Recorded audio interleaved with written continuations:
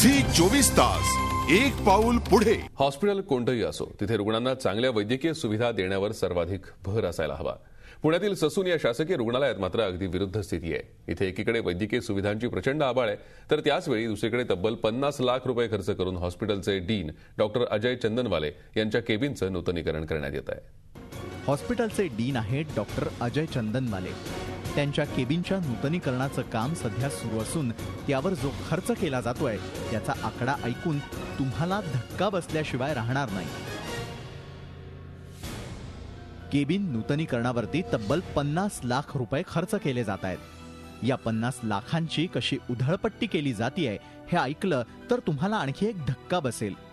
या केबिनमध्ये 43,000ची एक याप्रमाणे 1,30,000च्या 3 खुर्च्या बसवल्या जाणार आहेत।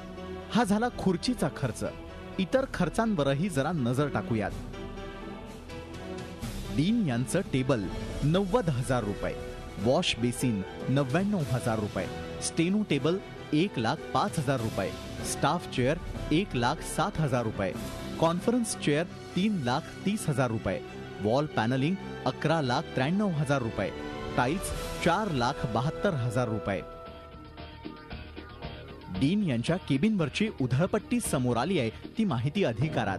आता हे महागड नूतनीकरण बंद करण्याची मागणी होती आहे। आमचे हात जोडून सर्व तमाम गरीब माणसांकडनं विनंती आहे मुख्यमंत्र्यांना की हे ताबडतोब टेंडर जे आहे हे ताबडतोब कॅन्सल करावं आणि जेवढं गरजेचं आहे तेवढंच करावं आणि गरिबांच्या मशिनरीवर वगैरे हे पैसे डायव्हर्ट करावेत।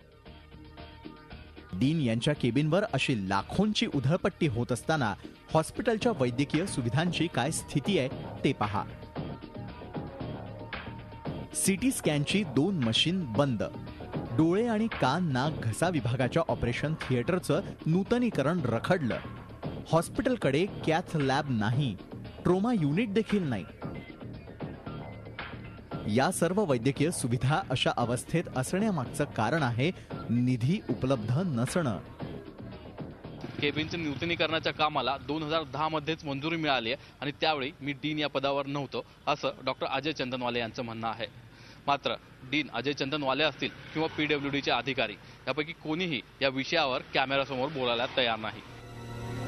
ससूनमध्ये रुग्ण तर सोडाच, इथले डॉक्टर आणि वैद्यकीय विद्यार्थ्यांना देखील पुरेशा सुविधा नाहीत। नूतनीकरणाला विरोध नाही, मात्र कामाची प्राथमिकता ठरवायला हवी। डीन यांनी जेवढा आपल्या कार्यालयाच्या नूतनीकरणावरती रस घेतला तेवढा रुग्णांच्या सुविधांवरही घ्यावा हीच अपेक्षा। झी 24 ताससाठी नितीन पाटोळे, पुणे। झी 24 तास एक पाऊल पुढे।